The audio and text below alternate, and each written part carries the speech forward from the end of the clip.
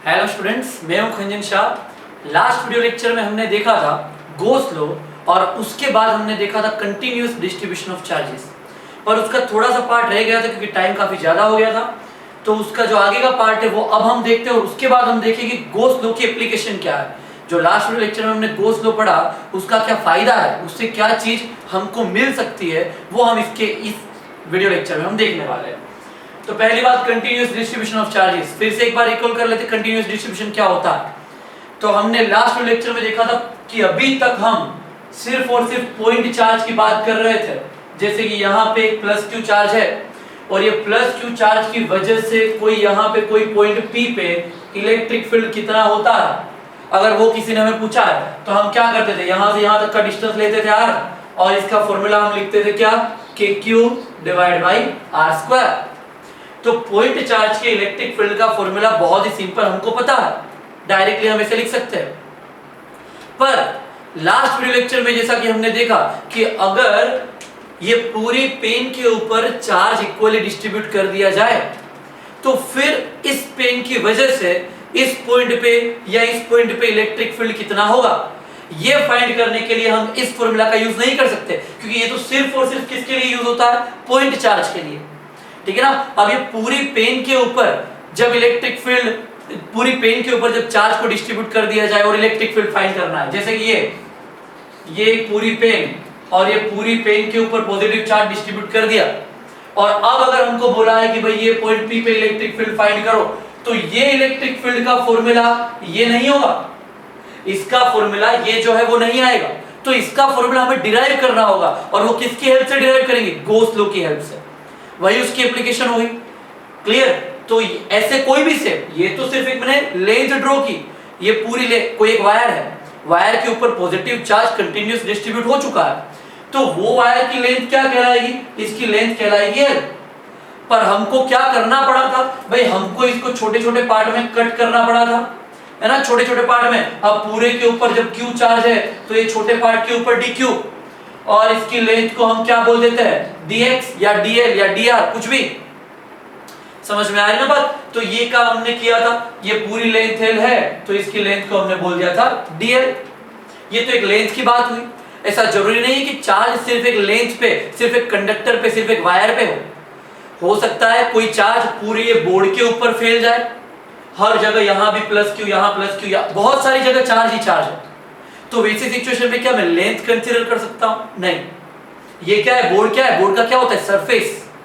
ठीक है ना। तो मुझे एरिया कंसीडर करना पड़ेगा। जैसे ये फिगर में ड्रॉ करता हूं, जैसे कि ये क्या हुआ, एक स्क्वायर हुआ और ये पूरे के ऊपर चार्ज ही चार्ज है, तो वैसी सिचुएशन में मुझे क्या करना पड़ेगा, मुझे एरिया कंसीडर करना पड़ेगा। वैसी सिचुएशन में मैं लेंथ कंसीडर नहीं कर सकता हूं। उसी तरीके से अगर मेरे पास कोई एक बॉक्स है, ठीक है, कोई एक क्यूब है मेरे पास, अगर कोई एक क्यूब है तो ये क्यूब की सिचुएशन किस तरीके की बन जाएगी भाई, ये क्यूब का क्या होता है, क्यूब का वॉल्यूम होता है। यहाँ पे हम एरिया की चर्चा नहीं करेंगे, हम वॉल्यूम बोलेंगे, क्योंकि हर जगह अंदर बाहर हर जगह यहाँ पे पॉजिटिव चार्ज होगा।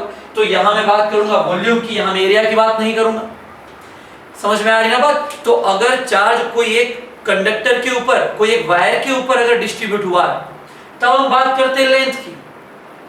पर अगर कोई चार्ज कोई एक सरफेस के ऊपर, जैसे कि ये बोर्ड पे इक्वली डिस्ट्रीब्यूट हुआ है, तो हम बात करेंगे एरिया की। और अगर कोई चार्ज कोई स्फीयर के अंदर, पूरा अंदर से भरा हुआ स्फीयर, अगर खाली स्फीयर है तब तो सिर्फ सरफेस के ऊपर चार्ज होगा, पर अगर अंदर से भरा हुआ स्फीयर है और अगर वो चार्ज हर जगह डिस्ट्रीब्यूट हो चुका है तो हमको वॉल्यूम लाना पड़ेगा। जैसे कि ये बॉक्स के लिए मैंने बताया, बराबर। तो इस तरीके से जो चार्ज का डिस्ट्रीब्यूशन है वो तीन अलग अलग शेप के अकॉर्डिंग हो सकता है और इसीलिए तीन अलग अलग टाइप की डेंसिटी होती है। एक होती है लीनियर चार्ज डेंसिटी, एक होती है सरफेस चार्ज डेंसिटी और एक होती है volume charge density. Linear charge density को लैम्डा से डिनोट किया जाता है, सरफेस चार्ज डेंसिटी को सिग्मा से डिनोट किया जाता है और वॉल्यूम चार्ज डेंसिटी को रो से डिनोट किया जाता है।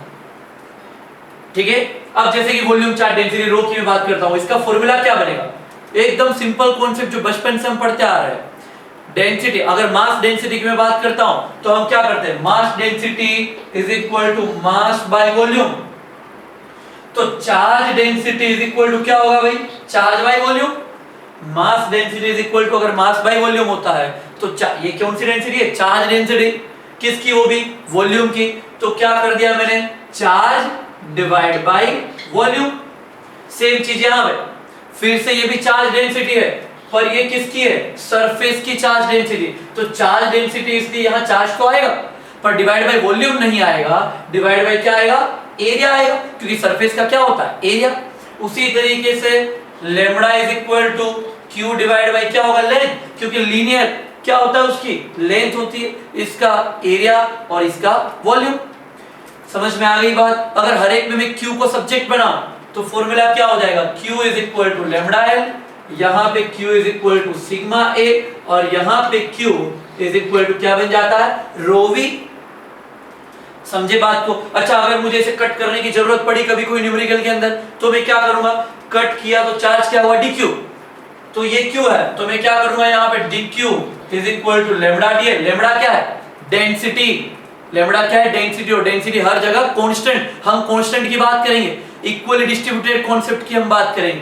तो dq is equal to lambda constant dl, फिर यहाँ पे dq is equal to sigma dA है ना। जब dA की बात करूंगा, छोटे छोटे पार्ट की जब मैं बात करूंगा, तब कैपिटल ए नहीं लिखूंगा, तब मैं स्मॉल ए लिखूंगा। और फिर dq is equal to rho dV।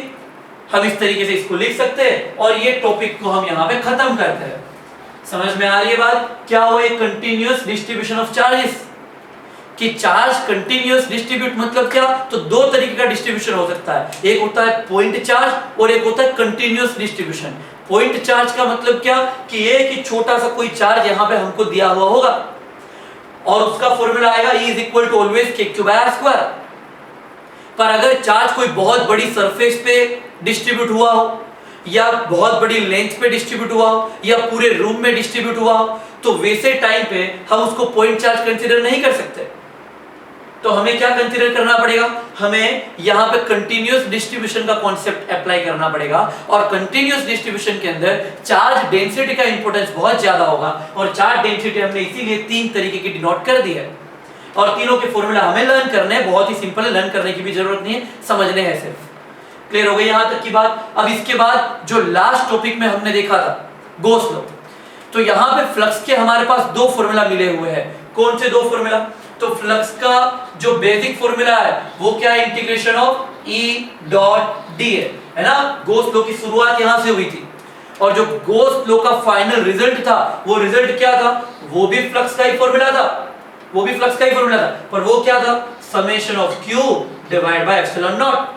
ये रिजल्ट था गॉस लॉ का, और ये क्या था? गॉस लॉ की शुरुआत थी, है ना। E डॉट a से हमने बताया था phi equal to integration of E dot d। तो अब ये दो फॉर्मूला हमें याद रख लेने हैं, और अब हम गॉस लॉ की एप्लीकेशन देखने जा रहे हैं। गॉस लॉ का यूज कहां होता है, और तीन एप्लीकेशन हमको देखनी है, ये देखनी है, ये देखनी है, और ये देखनी है। इस तरीके से तीन एप्लीकेशन हमको देखनी है। शुरुआत करते हैं हम इससे। मैंने बताया, क्या बताया मैंने? कि पॉइंट चार्ज का ये फॉर्मूला है, पर अगर चार्ज इस तरीके से इक्वली डिस्ट्रीब्यूटेड है, तो उसका इलेक्ट्रिक फील्ड का फॉर्मूला क्या है वो हम डायरेक्टली पता नहीं चलेगा हमें। तो वही फॉर्मूला हम अभी डिराइव करने जा रहे हैं। किसकी हेल्प से? गॉस लॉ की हेल्प से। किसने किया? गॉस ने किया। तो गॉस ने जो एजम्पशन किया, वही सेम एजम्पशन हम यहाँ पे करके इसका इलेक्ट्रिक फील्ड का फॉर्मूला डिराइव कर देंगे। तो अब हमारी थियरी कहां जाएगी? हमारी थियरी क्या होगी? अब फिर से मैं यहाँ पे थियरी लिख देता हूं कि हमारी थियरी क्या है। हमारी थियरी है derive equation of uniformly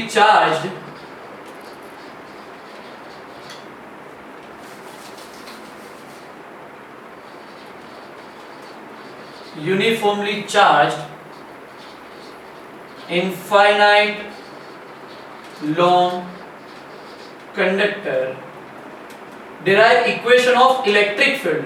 Derive equation of electric field of uniformly charged infinite long wire.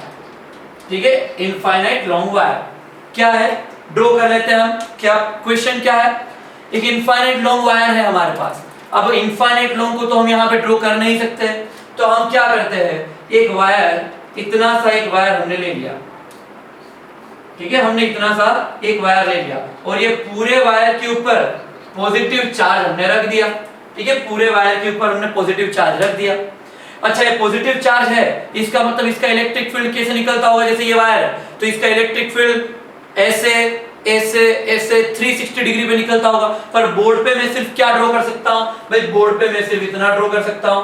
समझ में आ रही है बात, बोर्ड पे तो हम सिर्फ इतना सा ड्रॉ कर सकते हैं ना, सिर्फ यही चीज इंडिकेट कर सकते हैं हम बोर्ड पे, और तो कुछ भी नहीं कर सकते। तो बोर्ड पे मैंने ये इतना ड्रॉ कर दिया। क्लियर हुआ, इतना क्लियर हुआ, ये इलेक्ट्रिक फील्ड है, ठीक है, ये जो मैंने ड्रॉ किया है वो इलेक्ट्रिक फील्ड है। अब गोस ने क्या किया कि इसका इलेक्ट्रिक फील्ड का फॉर्मूला डिराइव करने के लिए इसके आसपास एक गॉसियन सरफेस, इमेजिनरी सरफेस को हमको लाना पड़ेगा। जैसे कि लास्ट थियरी में जब गॉस लॉ अप्लाई किया था, गॉस लॉ जब था डिराइव किया था, तब क्या था, यहां पे एक पॉइंट चार्ज था प्लस q, एक पॉइंट चार्ज था और इसका इलेक्ट्रिक फील्ड से हर जगह निकल रहा था।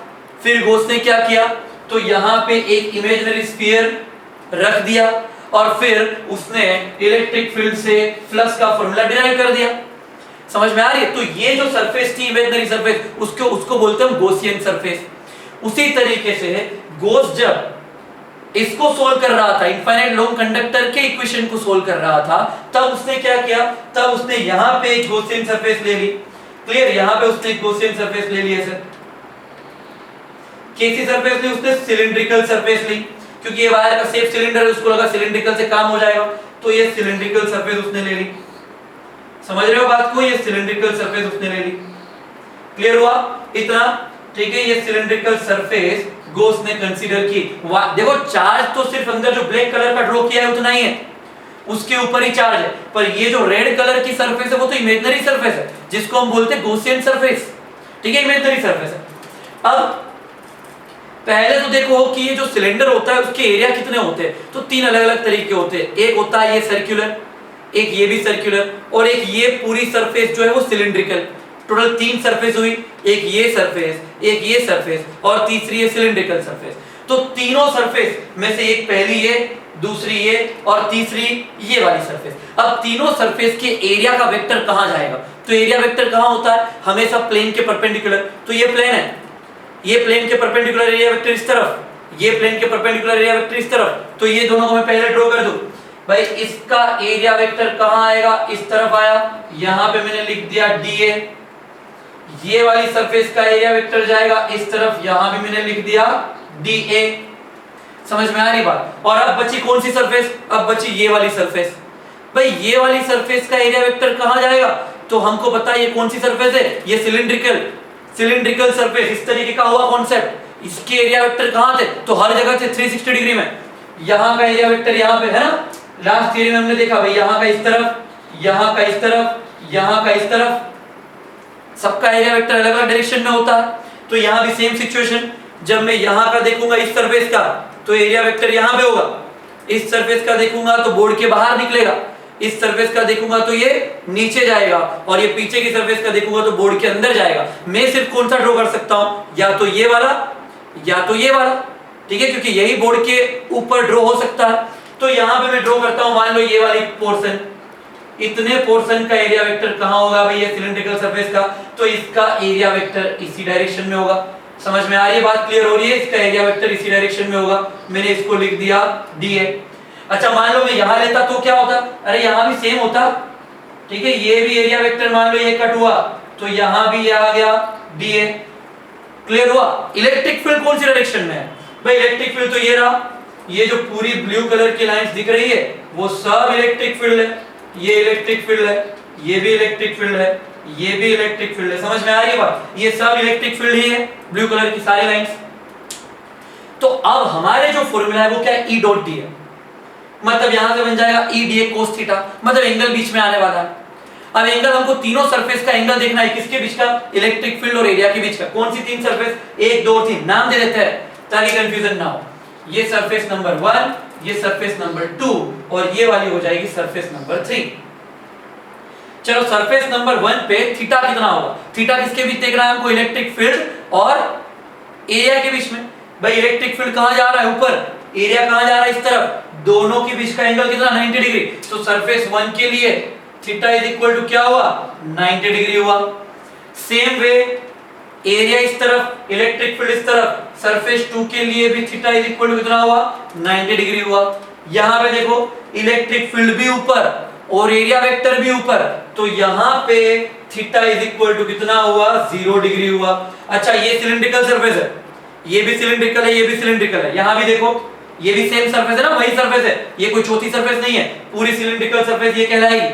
तो यहां भी एंगल कितना हुआ, इलेक्ट्रिक फील्ड भी नीचे, एरिया भी नीचे, तो angle theta is equal to कितना डिग्री है 0 डिग्री। भाई एक ही है, मैंने ऊपर और नीचे दोनों जगह बताया है। ये वाला 90 डिग्री, ये वाला भी 90 डिग्री और ये वाला 0 डिग्री। अब हमें क्या करना होगा, अब हमें क्या करना होगा, सबसे पहले तो इसको यहां से हटाना पड़ेगा।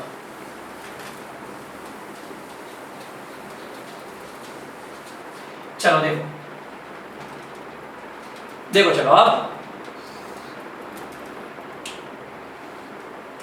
हाँ, तो अब हम क्या करेंगे, मैंने बताया हम ये दोनों फॉर्मूला का यूज करने वाले हैं। ठीक है, ये फॉर्मूला का भी करेंगे और ये फॉर्मूला का भी करेंगे, दोनों का करेंगे।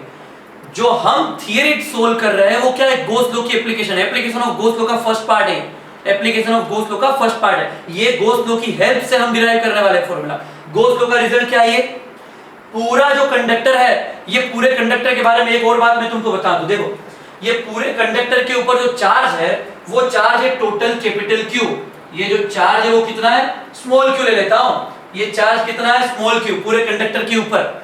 और कंडक्टर की यहां से यहां तक की जो लेंथ है, मतलब की रेडियस, जो गॉसियन लॉ है ना अपना गॉसियन सरफेस, वो गॉसियन सरफेस की जो रेडियस है यहां से यहां तक का डिस्टेंस, उसकी रेडियस, वो रेडियस कितनी है उसकी r।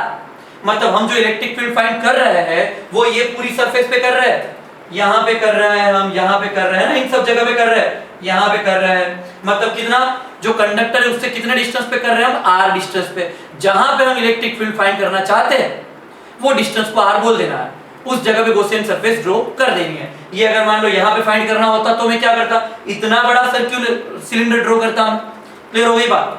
तो ये डिस्टेंस है r, मतलब रेडियस r है, और ये पूरे के ऊपर चार्ज कितना डिस्ट्रीब्यूटेड है, q जितना डिस्ट्रीब्यूटेड है।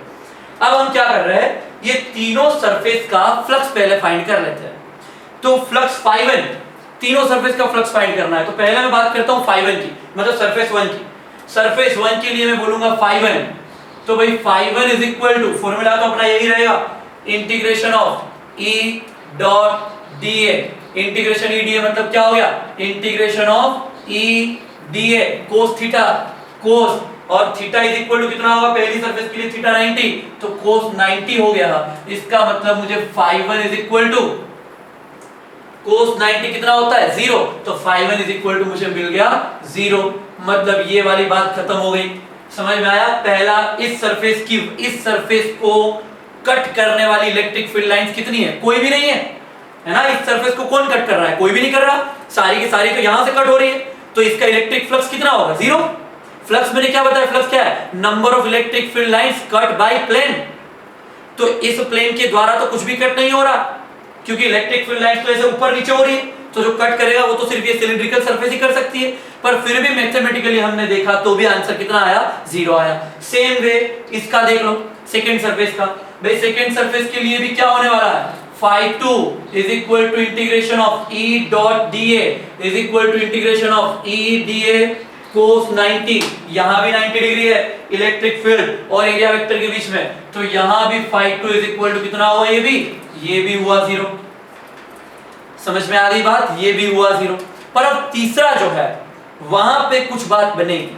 क्या बात बन रही है, देखो जरा, ये third. Same way φ3 is equal to integration of E dot dA is equal to integration E dA cos 90 नहीं होगा, यहां पे क्या होने वाला है, cos 0 होने वाला है, ये cos 0 डिग्री। समझ में आई बात। dA भी ऊपर, इलेक्ट्रिक फील्ड भी ऊपर, dA भी नीचे, इलेक्ट्रिक फील्ड भी नीचे, एंगल कितने बने इस सरफेस के लिए 0 डिग्री, तो ये आ गया cos 0। तो यहां पे क्या हुआ, φ3 हमको कुछ मिलने के चांसेस है, और वो कितना मिलेगा, तो चलो E को बाहर निकाल दिया मैंने। समझ रहे हो, मुझे इलेक्ट्रिक फील्ड ही फाइंड करना है, मतलब फाइनली तो मेरा E सब्जेक्ट बनने वाला है। हमारा पूरा क्वेश्चन क्या है, क्या फाइंड करने वाले हैं हम, इलेक्ट्रिक फील्ड स्ट्रेंथ फाइंड करने वाले हैं। इलेक्ट्रिक फील्ड को सब्जेक्ट बनाना है, मतलब उसको तो ऐसे ही रखना है। यहाँ E इज इक्वल टू के क्यू आर स्क्वायर मत रख देना, ये पॉइंट चार्ज नहीं है। क्लियर? तो E को साथ में लेके जाना है लास्ट तक और फिर उसको सब्जेक्ट बनाना, वही फाइंड करने के लिए निकले हम। और इंटीग्रेशन में के अंदर क्या बचा? इंटीग्रेशन के अंदर dA बचा, क्योंकि cos 0 इज इक्वल टू तो 1 हो गया, तो E बाहर निकल गया, इंटीग्रेशन ऑफ dA आ गया, तो phi 3 इज इक्वल टू क्या मिला हमें? E। अब आया इंटीग्रेशन dA। dA क्या है भाई? dA एरिया है। किसका एरिया? dA क्या है? तो ये जो पूरी सिलिंड्रिकल सरफेस है उसका एक छोटा सा पार्ट, पर उसके आगे क्या है? इंटीग्रेशन, मतलब ये पूरी सिलिंड्रिकल सर्किट जो सरफेस है उसके छोटे छोटे हर एक पार्ट का समेशन, और ये जब सारे पार्ट मिल जाएंगे तो ये पूरी एक सिलिंड्रिकल सरफेस बन जाएगी। मतलब ये जो dA है वो एरिया किसका है? सिलिंड्रिकल सरफेस का। सिलिंड्रिकल सरफेस के एरिया का फॉर्मूला क्या होता है? 2 pi r l। ये इसकी लेंथ क्या है? यहां से यहां तक की जो लेंथ है वो क्या है? l। ये पूरे की लेंथ क्या है? l। मतलब ये हो गया 2 pi r l। r क्या है? इसकी रेडियस, सिलिंड्रिकल सरफेस की रेडियस, और l क्या है? सिलिंड्रिकल सरफेस जो सिलेंडर बना है गॉसियन सरफेस उसकी लेंथ। ये क्या है? Area of cylindrical surface. Clear? याद है ना 10th स्टैंडर्ड? तो phi 3 इज इक्वल टू ये मिल गया हमको phi 1 phi 2 और phi 3 तीनों मिल गए। अब क्या करते हैं? टोटल फ्लक्स फाइंड कर लेते हैं। So total flux phi is equal to phi 1 plus phi 2 plus phi 3, तो phi is equal to phi 1 तो 0 है, phi 2 भी 0 है, ठीक है, phi 1 0 है, phi 2 भी 0 है, और phi 3 कितना है? phi 2 भी 0 और phi 3 कितना है? तो phi 3 कितना है? E into 2 pi r l जितना। समझ में आया? phi 1 0, phi 2 0 और phi 3 की वैल्यू हमने रख दी। यही सेम काम कल की नेक्स्ट वीडियो लेक्चर की थियरी में हम करने वाले हैं। अब क्या है? phi। ये phi की जगह पे हमें किसका यूज करना है? गॉस लॉ का यूज करना है यहाँ पे, उसकी हेल्प से हमें काम करना है आगे। तो गॉस लॉ का फॉर्मूला क्या है? phi is equal to summation of q by epsilon 0। तो मैं phi की जगह पे रख दूं यहाँ पे summation of q divide by epsilon not. ये phi की जगह पे मैंने रख दिया, समझ में आया? Summation of q divide by epsilon not is equal to क्या बचा? E into 2 pi r l। पर जरा देखो समेशन ऑफ q, यहां पे पूरे कंडक्टर के ऊपर टोटल चार्ज कितना है? q जितना। तो समेशन ऑफ q जो है वो कुल मिला के तो क्या कहलाएगा? q ही कहलाएगा, ठीक है ना। टोटल चार्ज कितना है हमारे पास? q जितना ही चार्ज है, तो ये हो गया q। अब ये कौन सी कंडीशन देख रहे हैं हम? लीनियर देख रहे हैं, सरफेस या वॉल्यूम? कौन सा कॉन्सेप्ट देख रहे हैं हम? चार्ज किसके ऊपर है? चार्ज किसके ऊपर है? चार्ज एक लेंथ के ऊपर है। तो ये जो चार्ज है वो किसके ऊपर है? लेंथ के ऊपर। मतलब कौन सा कॉन्सेप्ट आएगा? लीनियर चार्ज डेंसिटी वाला। अब लीनियर चार्ज डेंसिटी के लिए Q इज इक्वल टू क्या बनेगा? Lambda into L। Q is equal to बनेगा लैम्बडा इनटू L। मतलब क्या होगा? ये Q की जगह पे मैंने रख दिया lambda into L divide by epsilon not is equal to E into 2 pi r l। यहां दोनों जगह से L कट हो जाएगा, तो यहां से ये L गया, यहां से भी ये L गया, और अगर मैं E को सब्जेक्ट बनाऊं तो ये 2 pi r नीचे आ जाएगा, ये 2 pi r नीचे आ जाएगा। तो electric field E is equal to मुझे क्या मिला? Electric field E is equal to ऊपर बचा lambda, electric field E is equal to ऊपर बचा लैम्बडा डिवाइड बाय नीचे कौन आया? 2 pi एप्सिलॉन 0 इनटू r।